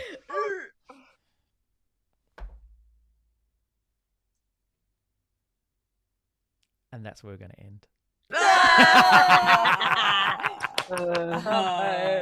Very good. Thank you very much for watching this episode. We'll find out if Topiary managed to get out of the room without alerting the ogre next time. Thank you for watching. Bye, everyone. Thank you. I'm Oh. gonna bet against Topes on this one.